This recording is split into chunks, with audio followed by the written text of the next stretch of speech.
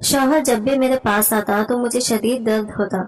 मुझे कुछ भी समझ नहीं आ रहा था कि ये सब किसको बताऊं, और मुझे ये सब बताने में भी बहुत शर्म आ रही थी। शर्म के मारे किसी को बता भी नहीं सकती थी।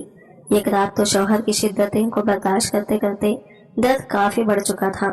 इतना शदीद दर्द बढ़ गया था कि हॉस्पिटल जाना पड़ गया। शादी में आए हुए मेहमान थोड़े बहुत घर पर ही थे। मेरी इतनी काफी दर्द की वजह जानने के लिए जमा हो गए और वजह पूछने लगे कि क्या हो गया है। मैं अब किसी को क्या बताती, शर्म के मारे किसी से नजरें नहीं मिला पा रही थी। जब लेडी डॉक्टर तेजी से अंदर आई और बोली, इनके शौहर का तो आज का दिन तो मेरा बहुत ही ज्यादा खुशी का था कि जिस लड़की को मैं दिल से चाहता था उस लड़की से मेरी पसंद की शादी हुई थी। आमना को मैंने एक तकरीर में देखा था, वो बहुत ही ज्यादा खूबसूरत थी। पहली नजर में ही इसको प्यार कर बैठा।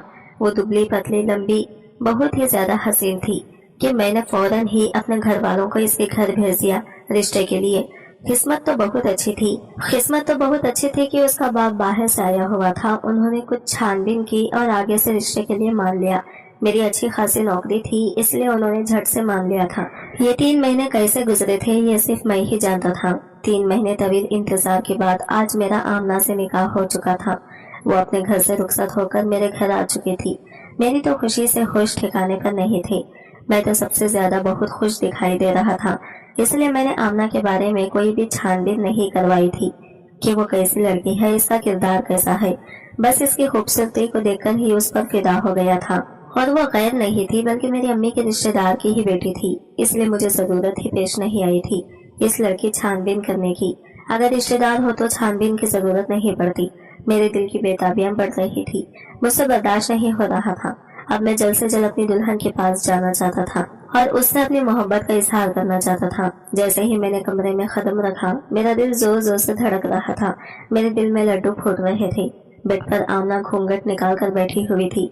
इस तरह का मंजर देखने के लिए मैं कब से इंतजार कर रहा था। जब कभी इस मंजर को देखने का सोचता तो मेरे दिल में बेचैनियां बढ़ जाती थी। मैंने आहिस्ता आहिस्ता कदम बढ़ाते हुए इसके करीब पहुंच गया। इसके साथ बेड पर बैठ गया। मेरे इसके बेहद करीब होते ही इसके हाथ पैर कांप रहे थे। यकीनन वो बहुत ही ज्यादा घबरा रही थी। इसको इस तरह से कांपता हुआ देखकर ना जाने मेरे दिल पर क्यों मुस्कुराहट आ गई थी।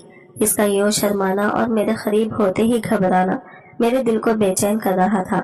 शर्माती और घबराती हुए दुल्हन मुझे बहुत अच्छी लग रही थी। मैंने इसके कांपते हुए हाथों को अपने हाथों में पकड़ लिया। जैसे ही मैंने इसके हाथ को थामा, उसने फौरन से अपने हाथ खींच लिए थे। मुझे लगा शायद वो डर रही थी, इसलिए अपना हाथ पीछे कर लिया होगा। मैं अब समझ चुका था ये बहुत ही ज्यादा शर्मा रही है। मुझे शर्मीली लड़कियां बहुत ही अच्छी लगती थी। मैंने इसे पूछा कि तुम इतना ज्यादा मुझसे क्यों घबरा रही हो। तुम्हें मुझसे इतना ज्यादा घबराने की कोई जरूरत नहीं है। मैं तुमसे बहुत मोहब्बत करता हूँ। मैं अपना तुम पर सब कुछ निछावर कर दूंगा। तुम मेरी पहली नजर की मोहब्बत हो। तुम ही मेरी पहली और आखिरी मोहब्बत हो। मैंने प्यार से इसका घूंघट पलट दिया, लेकिन इसके चेहरे पर जरा बराबर भी मुस्कुराहट नहीं आई। तो अब मुझे भी परेशानी होने लगी। अब मेरे दिल में कई सवाल जन्म ले रहे थे, क्योंकि दुल्हन तो बहुत खुश होती है और अपना आप शौहर पर निछावर कर देती है, और दूल्हे के मुंह से अपनी तारीफ सुनकर तो वो बहुत ही ज्यादा खुश हो जाती है। हाँ, मैं ये भी मानता हूँ कि कुछ लड़कियां शादी की पहली रात में थोड़ा डर जाती हैं, लेकिन थोड़ा बहुत मुस्कुरा तो सकती थी ना। मगर वो तो रत्ती बराबर भी नहीं मुस्कुराई थी। एकदम दुख भरा चेहरा था इसका। मुझे लगता था कि इस बात से रोएगी। मैंने इन सब बातों से सर झटक दिया। अब मैं अपनी दुल्हन के साथ अपनी जिंदगी की पहली शुरुआत का आगाज करना चाहता था, इसलिए मैंने इसके करीब होने की कोशिश की तो एकदम से पीछे हट गई और जोर से चिल्लाने लगी और बेड पर दोहरी हो गई। कहने लगी कि प्लीज आप मेरे करीब न आए, मुझे बहुत ज्यादा दर्द हो रहा है। अब मैं इस दर्द को बर्दाश्त नहीं कर पा रही हूँ। इसकी ऐसी बातें सुनकर मैं परेशान हो गया था। थोड़ी देर पहले मैं अपनी शादी को लेकर बहुत ज्यादा खुश था, मगर अब मुझे इन सबसे बड़ी अजियत मिल रही थी। मुझे लग रहा था कि इसे कोई तकलीफ नहीं है, नाटक कर रही है ताकि मैं इसके करीब न जाऊं। मैंने इससे कहा कि मैं तुम्हें दवाई दे देता हूँ, तुम जल्द ठीक हो जाओगी, और मैं कमरे से बाहर निकल गया। अब मैं खड़े खड़े यही सोच रहा था कि मैं अपने घर वालों को क्या बताता कि शादी की पहली रात ही मेरी बीवी बीमार हो गई है। मेरी बीवी को दर्द हो रहा है। ये बातें सोचकर ही मुझे ना जाने क्यों बहुत अजीब लग रहा था, क्योंकि बात ही कुछ ऐसी थी। शादी के सारे फंक्शन अटेंड करके सब थक चुके थे और सारे घर वाले मेहमान सब सो चुके थे। लॉन्ज में इस वक्त ठंडी हवाएं चल रही थी। میں نے लॉन्च में दवा को ढूंढना शुरू कर दिया था, जो कि मुझे अब मिल भी गई थी। मैं दवा लेकर जा ही रहा था कि मेरे कजिन ने मुझे वहां देख लिया। मेरे खाला का बेटा था। उसने मेरे कंधे पर हाथ रखकर पूछने लगा कि सब ठीक है? तुम शादी की पहली रात इस वक्त तुम यहाँ पर क्या कर रहे हो? तुम्हें तो अपनी बीवी के पास होना चाहिए था। मैंने कहा हाँ सब ठीक है, बस तुम्हारी भाभी की कुछ तबीयत ठीक नहीं है, इसलिए मैं इसके लिए दवाई लेकर जा रहा हूँ। तो आगे से मेरे कजिन ने मुझे जवाब दिया, हाँ मुझे सब पता है भाभी की तबीयत के बारे में। लड़कियां तो शादी की पहली रात इस किस्म के बहाने बनाती ही है, खासकर ऐसी लड़कियां जिन्हें अपना शौहर पसंद नहीं होता और जिनकी पसंद की शादी नहीं होती, तो वह इसी तरह की बीमारी के बहाने बना देती हैं। यकीनन तुम्हारी बीवी भी इसी वजह से बीमारी का बहाना कर रही होगी। शायद उसे तुम पसंद नहीं होगी, इसलिए तुम में वो दिलचस्पी नहीं ले रही है। तुम मेरी बातें को समझ रहे हो ना कि मैं क्या कहना चाह रहा हूँ। खैर आगे तुम्हारी मर्जी। अगर वो तुम्हें पसंद करती और इस शादी से खुश होती तो तुम इस वक्त कमरे से बाहर ना होते। मेरे कजिन की बातें सुनकर तो जैसे मैं आग बगोला हो गया था। मेरे अंदर जैसी आग लगा दी थी। मुझे इसकी बातों पर बहुत ज्यादा गुस्सा आया था, लेकिन मैं इसकी बातों में आकर अपने घर का खुशहाल माहौल खराब करना नहीं चाहती थी। थोड़ी देर पहले मैं सोच रहा था कि वाकई मेरी बीवी को दर्द होगा, लेकिन अपने कजिन की बातें सुनकर बातें उमड़ कर मुझे महसूस हो रहा था कि शायद वो सच बोल रहा है। क्या वाकई वो खुश नहीं थी तो फिर उसने शादी के लिए हामी ही क्यों भरी थी? अगर वो मुझसे खुश नहीं थी, मुझे एहसास हुआ कि मेरे कजिन ने शैतानी वसवसे मेरे अंदर डाल दिए हैं। कुछ लोगों को आदत होती है वो मियाँ बीवी के खिलाफ इस तरह की बातें करते हैं ताकि मियाँ बीवी का रिश्ता खराब हो जाए।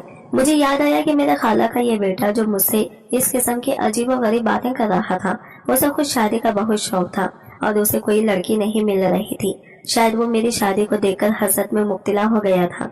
मैंने इन ख्यालों को झटक दिया और अपने कमरे की जानिब बढ़ा। देखा तो उसकी आंखों से आंसू बह रहे थे।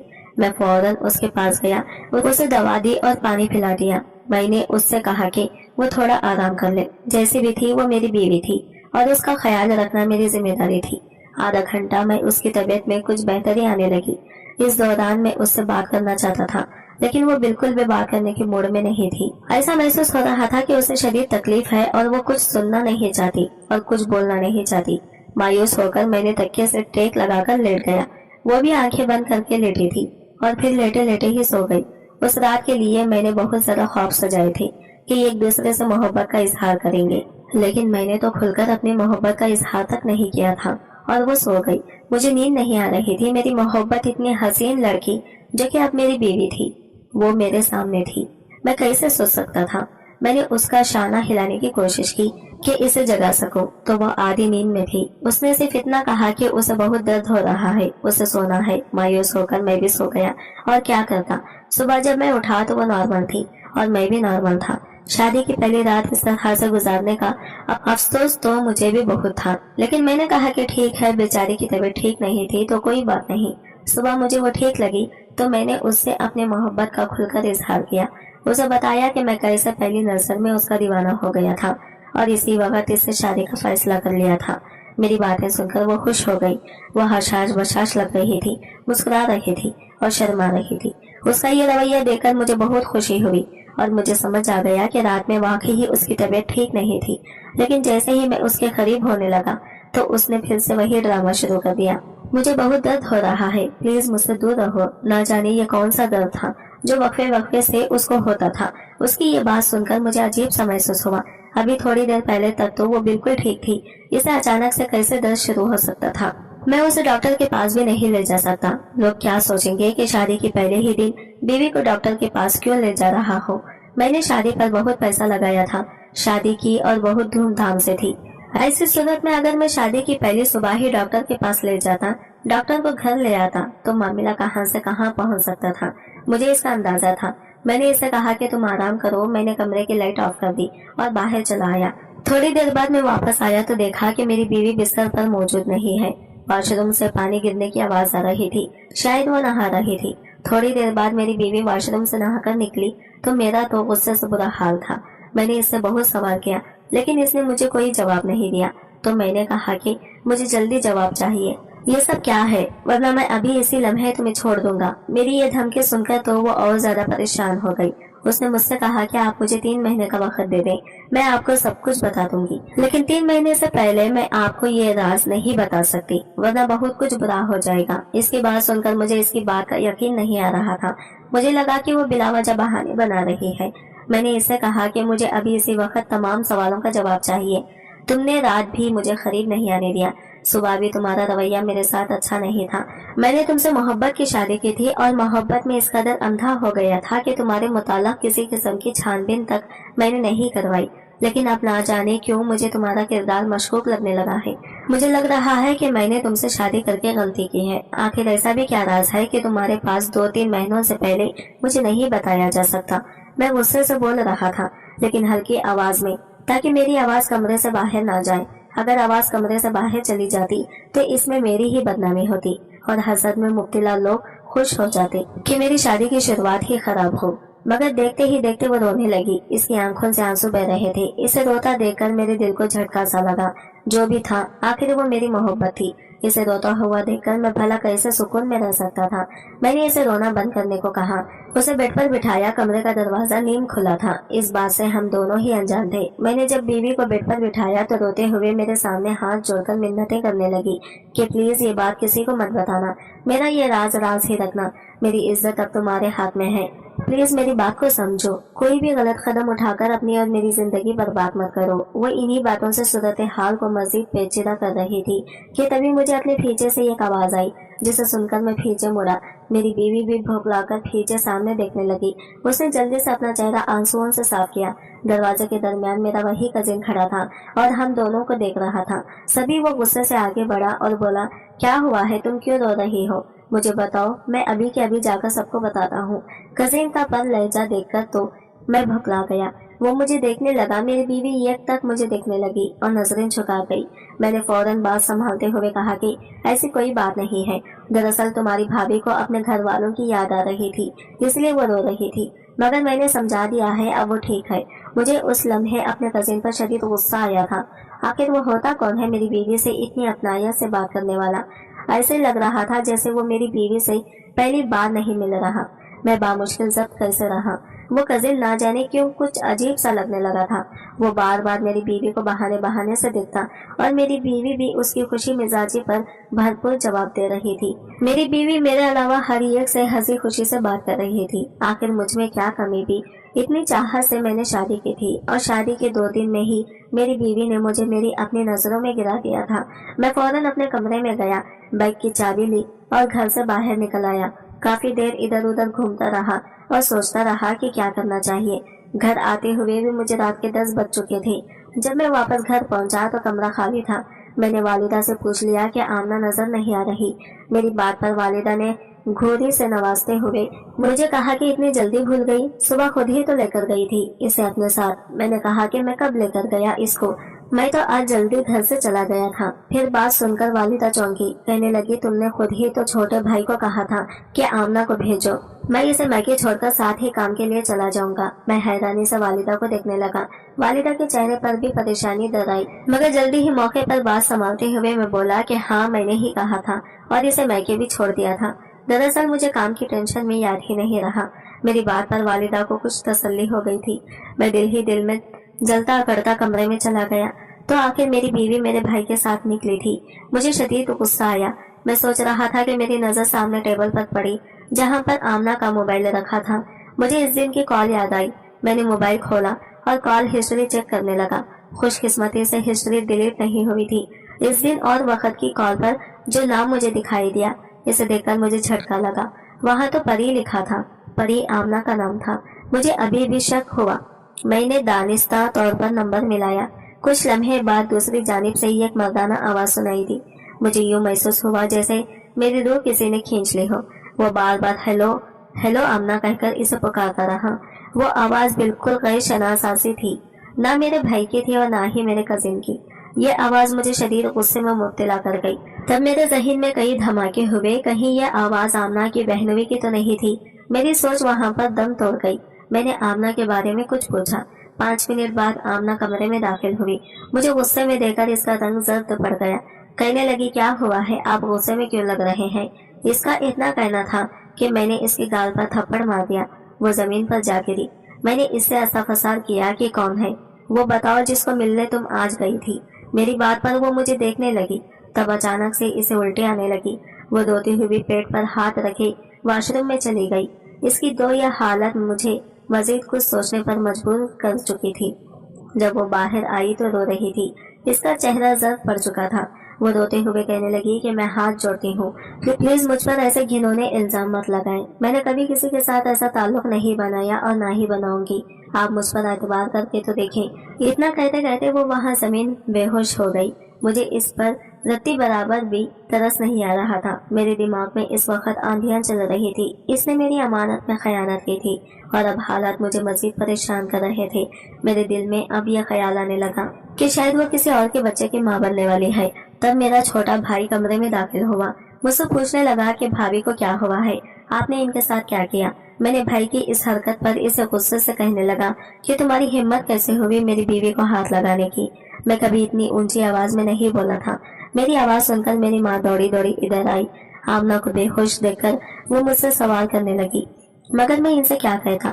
کچھ دیر بعد آمنہ کے ڈاکٹر نے اس کا چیک اپ شروع کیا۔ میری ماں کافی پریشان لگ رہی تھی۔ رات کے 11 بج رہے تھے۔